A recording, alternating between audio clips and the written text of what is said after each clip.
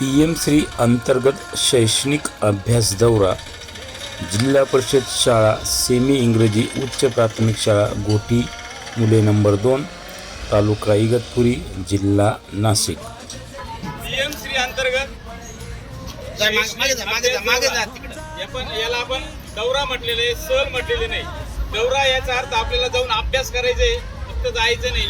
तर या शैक्षणिक दौरा आपल्या शाळा आहे PM श्री जिल्हा परिषद उच्च प्राथमिक सेमी इंग्रजी शाळा गोटी मुले नंबर 2 यांच्या मार्फत आपण आज 17 मार्च 2026 या दिवशी सर्व विद्यार्थी शैक्षणिक सहल घेऊन जातोय।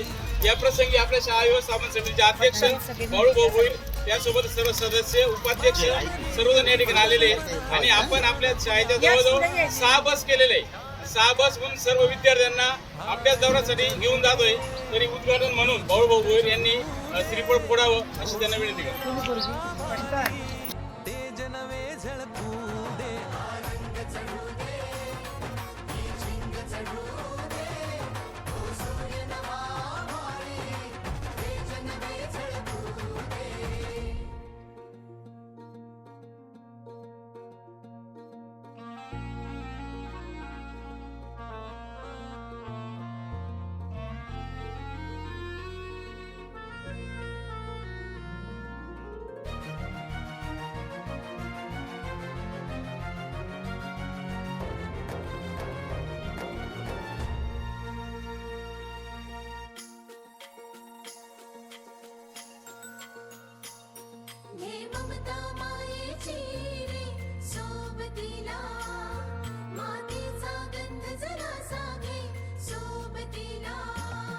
घामाच्या थेंबा मधुनी अंकुर उगवूनी यावा, अंगार नव्या धमन्यांचा रुजवात बनूनी जावा।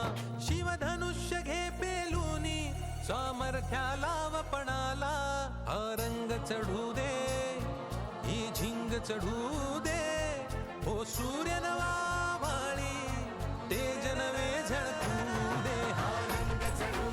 नाशिक जवळील सिन्नर येथे गारगोटी संग्रहालय हे भारतातील एकमेव आणि जगातील दुर्मिळ अशा नैसर्गिक खनिजांचे व रत्नांचे संग्रहालय आहे। श्री कृष्णचंद्र पांडे यांनी गोळा केलेल्या विविध आकाराच्या रंगांच्या दुर्मिळ झिओलाइट्स आणि इतर खनिजांचा येथे उत्तम संग्रह आहे, जे पृथ्वीच्या भूगर्भीय इतिहासाची साक्ष देतात। या संग्रहालयाची स्थापना श्री कृष्णचंद्र पांडे यांनी 40 वर्षाहून अधिक काळ खनिजे गोळा करून केली आहे।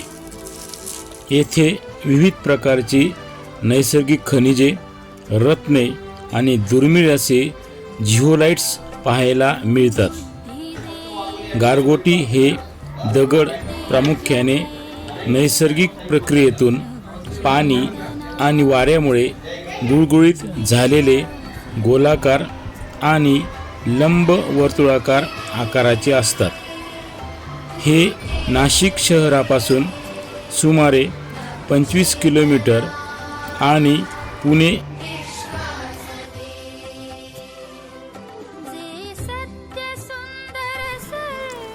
सिन्नर का गोदेश्वर मंदिर महाराष्ट्र के नासिक जिले में स्थित एक प्राचीन और भव्य शिव मंदिर है, जो 11वीं-12वीं शताब्दी यादव काल में बना था।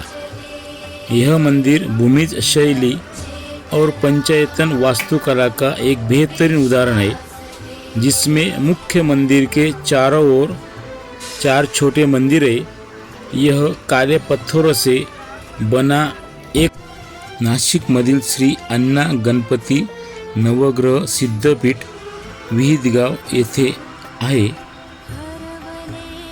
मुख्य मंदिराच्या परिसरात 9 ग्रहांसाठी सूर्य, चंद्र, मंगळ, बुध, गुरु, शुक्र, शनी, राहू, केतू अशी 9 स्वतंत्र मंदिर आहेत।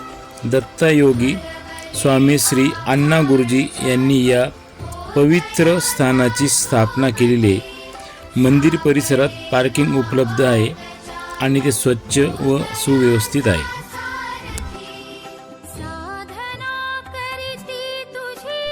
PM श्री जिल्हा परिषद उच्च प्राथमिक सेमी इंग्रजी शाळा गोटी मुले नंबर 2 या शैक्षणिक वर्षाचा अभ्यास दौरा यामधील शेवटचे स्थळ आर्टिलरी सेंटर तथा म्युझियम देवळाली कॅम्प नाशिक.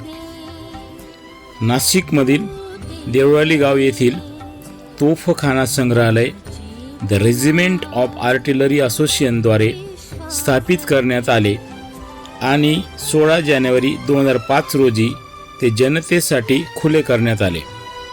हे संग्रहालय आशियातील सर्वात मोठे तोफखाना संग्रहालय आहे. दुसऱ्या महायुद्धादरम्यान आर्टिलरी सेंटर म्युझियमची जागा ब्रिटिश भारतीय सैन्याचे लष्करी केंद्र होती, परंतु आता त्याचा एक भाग संग्रहालयात रूपांतरित करण्यात आला आहे, तर दुसरा भाग भारतीय सैनिकांसाठी प्रशिक्षण मैदान आहे. हे संग्रहालय सह्याद्री पर्वतरांगेच्या निसर्गरम्य पायथ्याशी गांधीनगर परिसरात वसलेले आहे. सुभेदार जितेंद्र सिंह यांनी तयार केलेले हे संग्रहालय 2 मजल्यांवर पसरलेले असून त्यात विविध प्रकारची शस्त्रे आणि विमाने प्रदर्शित केली आहेत. आर्टिलरी म्युझियममध्ये लष्करी रणगाडे, रडार प्रणाली आणि विमानांसह अनेक जुनी आणि आधुनिक शस्त्रे प्रदर्शनासाठी ठेवलेली आहेत, जी खुल्या बागांमध्ये ठेवल्याने मोठ्या संख्येने पर्यटक आकर्षित होतात. या व्यतिरिक्त या संग्रहालयात बोफोर्स तोफा, रणगाडे, लष्करी करार आणि ऐतिहासिक घटनांची विविध चित्रे आणि छायाचित्रे प्रदर्शित केली आहेत. संग्रहालयाच्या मुख्य आकर्षणामध्ये AOP विमान आणि MiG-23 UM यांचा समावेश आहे. या व्यतिरिक्त रेजिमेंटल संग्रहालयात इसवी पूर्व 400 काळातील एक लाकडी गोफन पॉट डी फेट तोफखाना आणि मुघल काळातील एक पितळी तोफ आहे, जी 1526 मध्ये पानिपतच्या पहिल्या युद्धात वापरली होती. या संग्रहालयात मराठी तोफखाना, ईस्ट इंडिया कंपनीच्या तोफखान्यातील उपकरणे देखील आहेत. या व्यतिरिक्त संग्रहालयात भारतीय आधुनिक तोफखान्याची शस्त्रे देखील आहेत, ज्यात 1971च्या भारत-पाकिस्तान युद्धात वापरलेली TW-59 रणगाडा, दुसऱ्या महायुद्धात वापरलेली सेक्स्टन ही स्वयंचलित तोफ, कृष्ण MK-2 विमान, 1905 मध्ये युनायटेड किंगडममध्ये फील्ड म्हणून विकसित केलेली 4.5 QF असलेली भारताची पहिली स्वदेशी तोफ असलेली दुसऱ्या महायुद्धात दिलेली, तसेच इतर विविध किनारी तोफखान्यांच्या उपकरणांचा समावेश आहे. संग्रहालयात शनिवारी आणि रविवारी संध्याकाळी 7:15 ते 8 आणि 1 ऑक्टोबर 28 फेब्रुवारी या वेळेत प्रकाश आणि ध्वनी शो आयोजित केला जातो. या संग्रहालयाला सर्व शाळांनी अवश्य भेट देऊन याची संपूर्ण माहिती मिळवावी आणि अशा पद्धतीने अभ्यास दौरा संपन्न झाला. धन्यवाद.